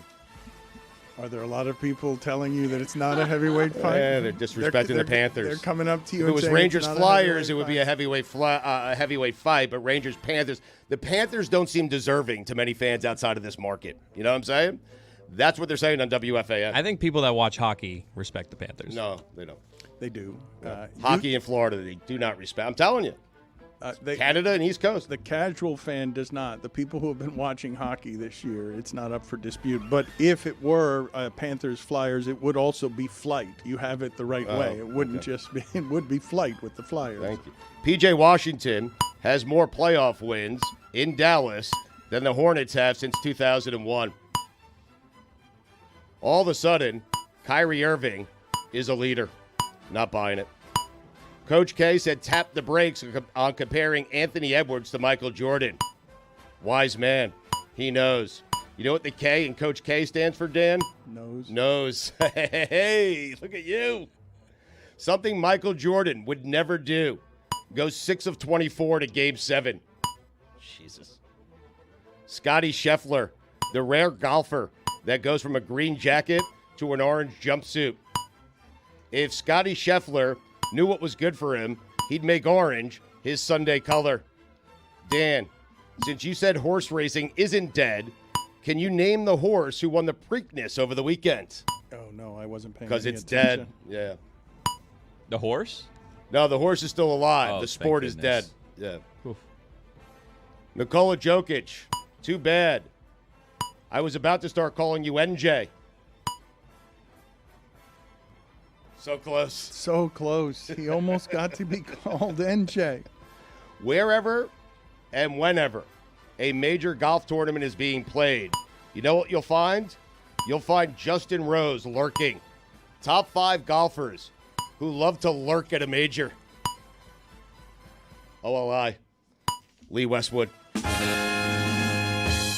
Ian Poulter. Number 5. Patrick Cantlay. Number 4, Will Zalatoris. Number 3, He's run out of music again. He's run out of music because it's too long. Well, I'm resetting it. It'll be back in a second. Tuesday. Number 3, Victor Hovland. Number 2, Tommy Fleetwood. Number 1, Colin Montgomery. Monty. Playing blackjack on mushrooms. Dangerous game. Great job by Nora O'Donnell, who had a 1-hour sit-down with the Pope. That's a big get, considering Francesa hasn't done a lot of that since he retired. Jeff Darlington played it all wrong. He should have turned into some sort of crusader and gotten arrested with Scottie Scheffler. Darlington, you put yourself in the cell with Scottie Scheffler. Boom. Jeff Darlington, what people in our industry wouldn't give to be in the right place at the right time. I would have parlayed this into being the next Bob Lee. You know what the J in Jeff Darlington stands for? I don't. Unfortunately, it stands for Jeff Darlington. You know what the J in Jeff Darlington could have stood for? Jeff Darlington, host of the ABC National News in 2020. The D in Darlington could have stood for David Muir. Big mistake. Top 5 people in sports media who would have done the right thing with this story and made it all about themselves. Number 5, Pat McAfee. Number 4, Stephen A. Smith. Number 3, Greg Cody. Yeah. Number 2, Mike Francesa. Number 1, me. The guy playing multiple slot machines at once. Go to hell. Speaking of hell, Art Briles. Dan, those are the weekend observations. You mentioned Kevin Spacey, and Liam Neeson has decided late in life to be the person who defends the indefensible. And Liam Neeson has said that the film industry needs Spacey, misses Spacey, that he's a good man and he's a man of character. No. If you have not seen the Spacey documentary on HBO, I would suggest it to you. It is revealing in a way that you might not have had access to on how it is that people can feel powerless, even if they're straight Marines, in the face of someone abusing power to make them feel helpless. Stugotz, I wanted to ask you about the Darlington thing because I think Greg Cody would agree with you. Darlington, we asked Jeff to come on the show with us yesterday, and he's usually very available to us, but he said he wanted the reporting to speak for itself. He did not want to bring attention to the fact that he happened to be there videoing when Scheffler was arrested. Man. And he is staying out of the story in a way that Greg Cody and Stugotz never would. If they had that footage, they would be roaming the earth on tour. They would not. I would have been in a cell with him. I told you. Yeah, you would have pretended to be a freedom fighter on behalf of running over a police officer at a scene where someone's dead. You would have been the face of that, freedom fighting for, I have to fight for the white strength of country club privilege that comes with, he shouldn't be in jail stretching, he should be on the first tee. They would have turned the camera on themselves. This is an injustice. Look at us, Smith. Yes. Lock me up. But if you're there the entire time, you're in the cop car with them, you're in the cell with them, that's reported. They don't just let people in cop cars with people. Like, hey, I'd like to go in the cop car, please. Paddy wagon, something like that? Paddy wagon. My first question of Jeff Darlington would be, the hell were you doing out there at 5 a.m.? His job? At 5 a.m., what, he anticipated Scheffler would be arrested? No, there was a van full of 4 ESPN talents that were all getting there at the same time. There was an additional report where an ESPN reporter talked to Bob Wischusen, who was also in the van, and he was also a witness to what happened up into a point until then Darlington continued to follow Scheffler to figure out what was going on, which I think we should honestly, in all earnestness, commend him for, because that's the kind of situation that he probably hasn't been in very often, covering golf events where suddenly the number one golfer in the world is being arrested in front of your eyes, and he kept a very clear head, immediately took out his phone and started videotaping it, which I thought was very, it was thinking on your feet very quickly, which I think a lot of other people maybe would have gotten frazzled and not done such a good job. Scottie Scheffler at one point turned to Jeff Darlington and said, "Can you help me?" I would have offered help before he even asked that question. I'm on my way, Scottie. Yeah, Scottie, I got you. Get your hands off of Scottie. Get your hands He's off the number one golfer in the world. If you take him, you're going to take me too, God dang it. If he goes, I go. And then you become Scheffler's guy for the remainder of time. And then Wischusen gets in. He's like, if he goes, I go. And then all of a sudden, everyone's going. In all seriousness, though, if the Louisville state attorney elects to prosecute this case, Jeff Darlington is going to be like the main witness. Right. I mean, that's going to be very interesting. I still want for you guys to absorb. Just imagine the number of improbable scenarios that have Stugotz sober and working and trying at 5 a.m. Now make it the number one golfer in the world is pleading, help me, in the general direction of Stugotz. Stugotz will have emptied his bank accounts by the end of the day and made sure that he has taken 84% of Scheffler's earnings before he's out of jail. And I'm his guy. Were you guys watching live as it was all unfolding? Because my favorite part of that situation was Marty Smith was at the golf club when he arrived. So they went live to Marty to check in with him. Marty, what's happening? We see that Scottie's there. What's going on? And he's like, he was walking in, and I asked him, Scottie, any comment on what happened this morning? And he just said, Marty, I love you. And then he kept walking in. And that was that report. He did great reporting the rest of the day, but that was my favorite report of the day. No, but this is exactly what Stugotz would have done. Scottie Scheffler's getting arrested, and Stugotz just gives a, sorry, buddy. If it was us, Danny B would have been there telling Stugotz, because Stugotz would have still been at the hotel, like, hey, I just saw Scottie Get over Scheffler. here, Scottie. He's about to get arrested. What would have happened is that entire thing would have happened. Stugotz would have had his flashlight on his phone on, not known how to do the camera, and just said, love you, buddy. And the news would have escaped him.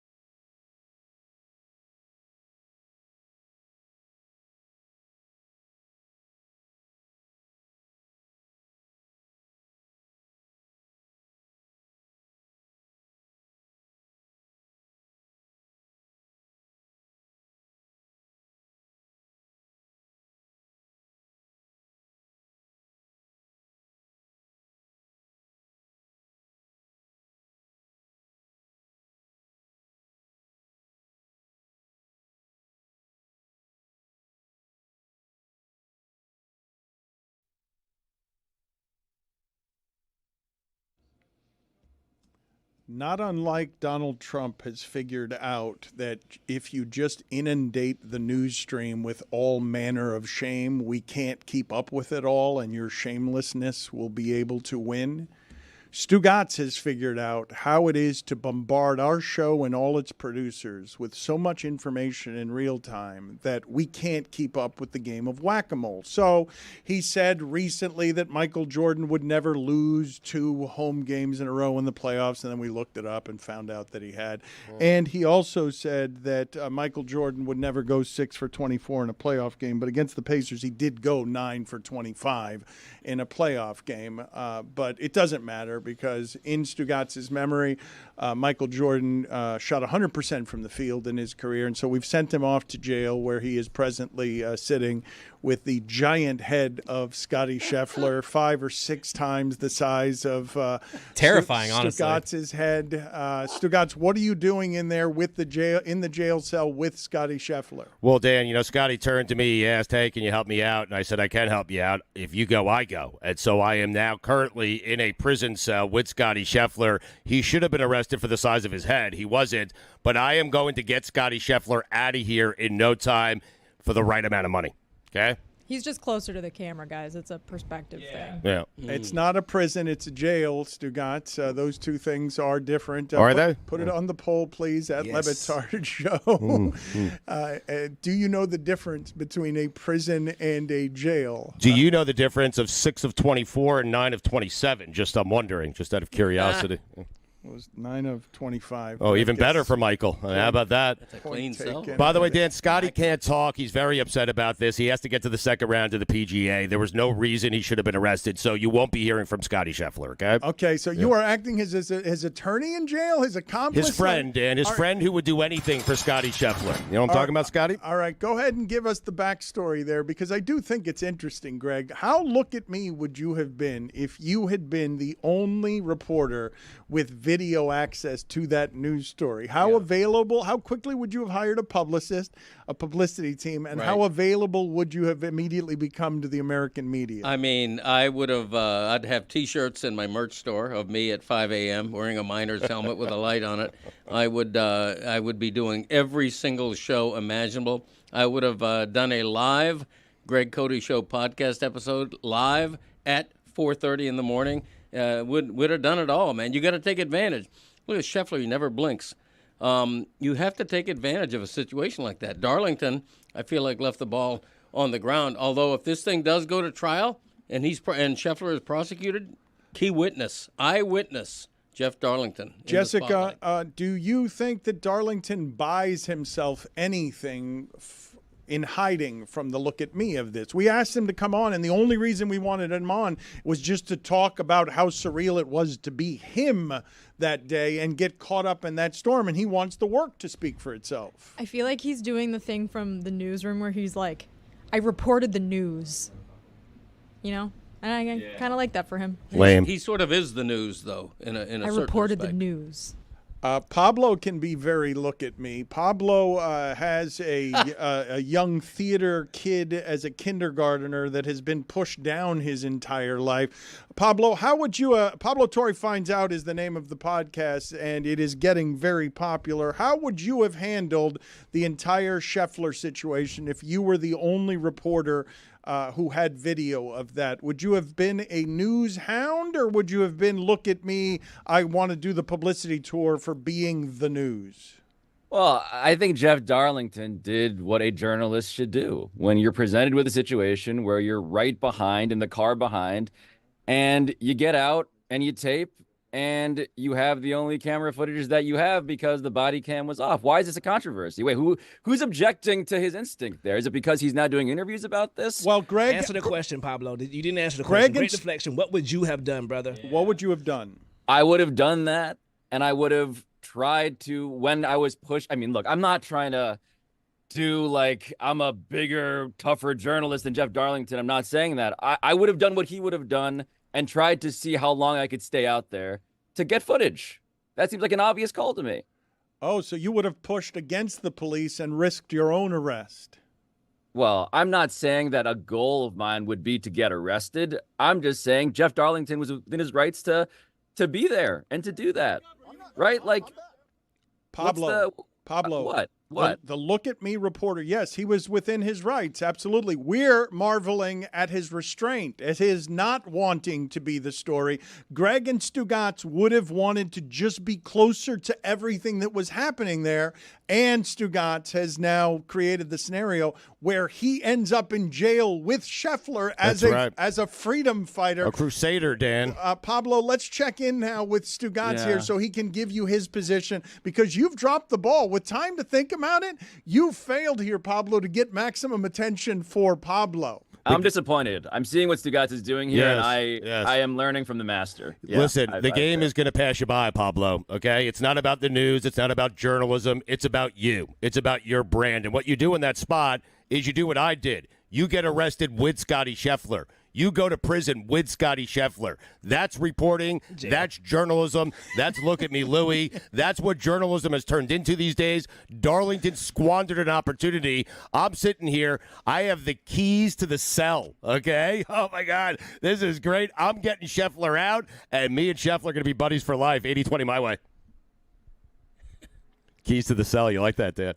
You're still making it prison. It's not prison. He was stretching in jail. You don't want to be doing that in prison. Stugotz has him and Scottie Scheffler doing the Shawshank Redemption thing together. Yes. He has them escaping together. Yes. The other part of this is you going to be in jail the rest of the day. Scottie going to be out in an hour. That's what you do for a friend, Juju. That's what you do to make – and then the story becomes all about you.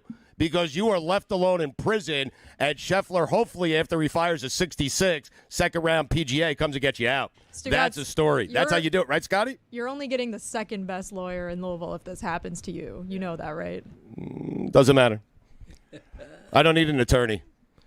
The longer I sit in jail, prison, whatever Dan wants to call it, the better for me.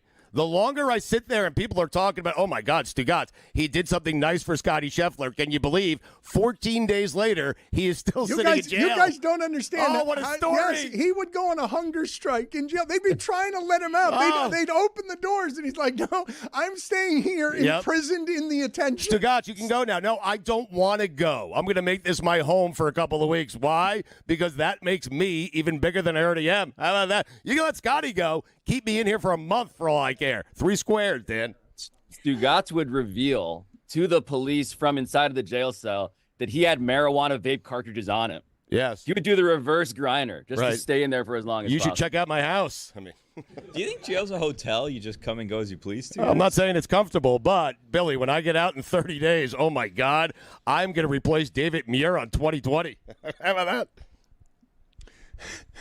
Seriously, am I wrong, Dan? Yes, just morally and in general, you are wrong, but you are right. Pablo, I put myself in the cell with Scottie Scheffler. That's journalism, my friend.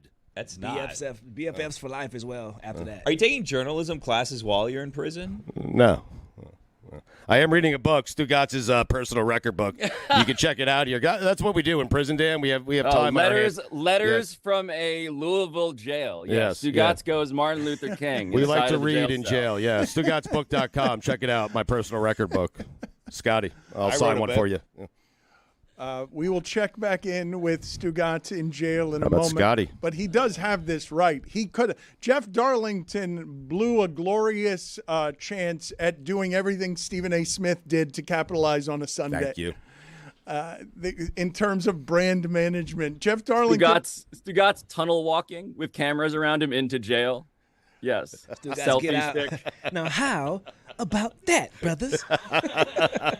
I want you to imagine Scheffler on a boat somewhere cleaning it up, and Stugotz walking up like Tim Robbins in Shawshank Redemption because they're lifelong. He and Red are lifelong buddies. Stugotz would have absolutely parlayed that into a heavenly buffet of what can I get from the #1 golfer in the world. Look at him. You're so right. The irony of Stugotz being the one who ends up in a First Amendment lawsuit with a police department and not you, Dan, for reporting the news would be, I think, I don't know, that would be great, right? That would be hilarious. It is appropriate that Stugotz becomes the Edward Snowden of sports media because he wants to be in jail with Scottie Scheffler. I don't know who that is, but I agree with you, Pablo. I mean, Snowden, genius, this guy. Darlington, You're a fool. Thank you. You are holding on to an antiquated set of journalistic ideals. You should. I don't want to be the story. What are you, a moron? Oh, my God. You're a bigger moron than Scottie. You should be arrested for being a moron. I love you, Jeff. Stugotz definitely thinks Edward Snowden is like another golfer, right? that just walked out of jail. Yeah, he's doing whatever he wants freely. Just missed the cut on Sunday. Edward Snowden. It's unfortunate. Do it in a major. Pablo, what is on Pablo Torre Finds Out? Where are you following your curiosities in this episode? Oh, today is the most journalistic investigation we've ever done, Dan. It is me and Mina Kimes and David Dennis Jr. watching all of X-Men 97 and talking about it. So I don't know if anybody here had the childhoods that we had. We've been waiting 30 years to talk about a cartoon.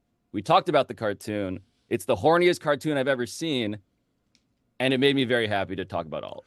Everyone I have heard talk about it, I don't know whether it's tapping into nostalgia, childhood, or what, they say it is exceptionally well done, well written, and that it's a piece of art worth, not just if you're channeling it through the filter of childhood, but a modern day piece of art independent of that. It's tremendous. And I just want to ask Greg, personally, can you attempt to give us a summary of what you think X-Men 97 is about? What do you imagine this show is? I'm not a big superhero cartoon kind of guy. Good start. I mean, X-Men, I assume, is a group of 5 superheroes all trying to outdo each other. I have no idea. I like really it as 5 former men. That's right. Okay. What is it? It's a cartoon, right? It's a cartoon. It's a cartoon, Greg, about mutant powers and superheroes. That's sort of an analogy for civil rights in America and so forth and so on. But I want you to actually can you give us the names of what you think these superheroes, the 5 superheroes, what are their names, do you imagine? The Avenger. Great. Green Lantern. Mm-hmm. Incredible Hulk. Okay, you're just plagiarizing actual superhero names. Batman. And Godzilla. How many did I get right? Please make a T-shirt. It's a good list. That is all of those things as that. X-Men. Yes, See? Yes, watch that. That's merch. That's what you should be doing your show about. My 5 guys. Did So, I get by any the right? way, Did I get any right? I'm just curious. you could not have been more wrong. But Okay. although Godzilla is a brilliant addition to the Marvel Cinematic Universe, Thank you. The multiverse should welcome in. Yeah. I think so. One more thing I was thinking about, Dan, was there's this story about how OpenAI is like being sued by Scarlett Johansson because they're taking her voice and they're using that to be the voice of our, of course, future dystopia. I think Greg Cody should be the voice of OpenAI. I think there's a giant missed opportunity in not having Greg Cody be a voice option for your computer when it talks to you. Really? Can I say anything I want? Well, I mean, it would be a bunch of different things that would resemble artificial intelligence. Oh, so I have to talk according to what I'm asked to speak about. No, they use your voice to say whatever they want as you. Oh, yeah, I don't know if I go for that. All right, let's talk to see. Pablo about the serious parts of this instead of the parts about Greg Cody formulating a voice. The Scarlett Johansson story has been a story here for a couple of years that I don't believe is being covered very well because she's rightfully pissed off about things that are being taken from her that are supposed to be hers in a changing technological world. What are the areas of this story that are most illuminating to you? I think it's just how on the nose it is because it's all based on the fact that Sam Altman, the founder of OpenAI, I think OpenAI is an incredibly impressive company that is almost less untrustworthy as a super villainous concept, like they're trying to kill everybody on the planet. I don't think they're trying to do that. I think what they're just doing is clumsily trying to sell people products. I think capitalism is a story of artificial intelligence. And so there's this movie called Her, in which Scarlett Johansson her voice plays the voice of the sentient general intelligence robot AI. And what Sam Altman did was essentially say to himself, that movie's cool. I want that to be real life artificial intelligence. And it just leaves me not trusting him on the level of business. Like, it's so clumsy. The idea that you're using the apocalyptic movie voice to be the real life voice of the thing you're making in reality it feels just deeply disconnected. It's sort of like how people watch movies and they don't know who the villains are. And I think Sam Altman is realizing, or maybe he's only now realizing, how on the nose it is for them to inhabit a fictional world in which AI is a nightmare and then try to sell that to people under the guise of, man, this is awesome, isn't it? But the problem, right, is that they asked her to use her voice, and then she's saying that she said no, and then when the voice came out yesterday, it sounded exactly like her, and so she's now suing them over that. And then I think he also had a tweet a month or so ago, or maybe a couple years ago, I'm not sure, where he tweeted her, like the name of the movie. So I think is that not what the lawsuit's about? Yes. So what's happened is that Scarlett Johansson said, no, I don't want to do that. And they basically have the powers to, as they do, simulate anyone's voice. And so I think they're claiming that they hired a voice actress who is not Scarlett Johansson to do this, but they hired essentially a Scarlett Johansson impersonator. And so whether or not they simulated her voice or hired a human who sounds a lot like her, it is exactly what an AI company, the caricature of one, would do. And so, yeah, Dan, what it does is it speaks to every sort of sense that you might have as someone who creates something, that this company is not to be trusted, that they're just going to take from real people to simulate those real people and use that real person's voice against their will to create more technology to do exactly that forever. I want to ask the group of you what you think of when you think of a movie that was way ahead of its time. I don't know if Her is ahead of its time or of its time, because there were plenty of people living in this space before I was. Obviously, I've aged out, and artificial intelligence, all of it has sort of caught me off guard. But there were plenty of people living off the grid 10 years ago when Her made an appearance. I want to ask the group to think of the movie you most associate with being ahead of its time. But what is happening with Stugotz right now, Billy? I don't understand. He is now in jail by himself. No longer. Scottie Scheffler has Scottie's out. Yeah. Scottie has got him out, Dan. Yeah. Okay, so now where's this story going, Stugotz? Well, it's going with me sitting in prison by myself because the cops came, Dan, and they said, listen, only one of you can leave. And I, of course, told Scottie, hey, you got big things to do today. Second round PGA, go win that Wanamaker trophy. I'm staying right here in this cell. I'm trying to win a bigger trophy, that Pulitzer Prize thing you're always talking about. That is how jail works. Who wants to get out? I can get one person out of here. Right. Yeah, like you do what you got to league. do for a friend. That's what you do. Yep. Kevin Durant has 0 titles in my record book. StugotsBook.com. How about that, brothers? Yep. Mm-hmm. Do you guys understand how many different deals Stugotz would parlay Scottie Scheffler shouting at him like a man from the bottom of a well, help me, can you help me? Like, can you imagine Stugotz just waddling into a heroic arrest? You have no idea, buddy. Scottie, I can help you, but can you help me? If Stugotz can get his phone working to video and not just turn his flashlight on and run into the woods. It'd be a selfie of him watching Scottie get arrested. That's what you did. That's what Darlington should have done. I mean, what's the matter with He would have made it a cameo. Stugotz would have it would have been, if there could be body cam footage but a cameo, Stugotz would have recorded it. Yes. And Blade Runner. Yep. Dan, I've asked the officers here, how long can I stay? They're not telling me. I've asked. I want to stay as long as I can. Hopefully, you'll come get me out one day, Dan. You probably won't. Scottie will, though, after he wins the PGA or finishes in the top 5. But I asked the cops. They said, listen, it could be a while, processing, all this stuff, everything. I said, listen, I'm in no rush. I'll stay here for as long as I can. How about that? All right. I'm offering to stay in prison. All right. I think the bid is over. Come back in It's here. not. Come back in here and spend some It's time getting started. with us and go ahead. Serve hard time.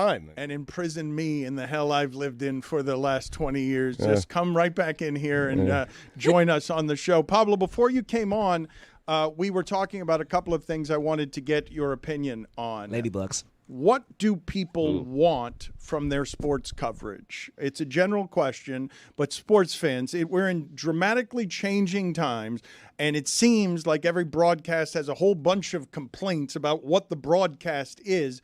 The modern age, the new sports fan of tomorrow, what do they want from their sports coverage?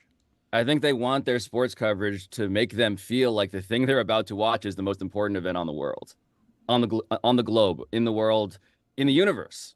I think that what NBC got right, what am I nostalgic for? I'm nostalgic for those NBC, NBA, Bob Costas essays, Dan. You remember those? Yeah. Where it would be him for like 2 minutes setting up the stakes that made you feel like you're about to watch a clash of civilizations. I think that's what people want, is the idea that you're about to watch something important and something special. I think when it comes to studio shows, everybody has been fooled into thinking that Inside the NBA is the model, and Inside the NBA is the best studio show in the history of studio shows, but it's also unreplicable. And so people are trying to do the thing that is impossible to do, which is copy someone else's chemistry with people who don't have it.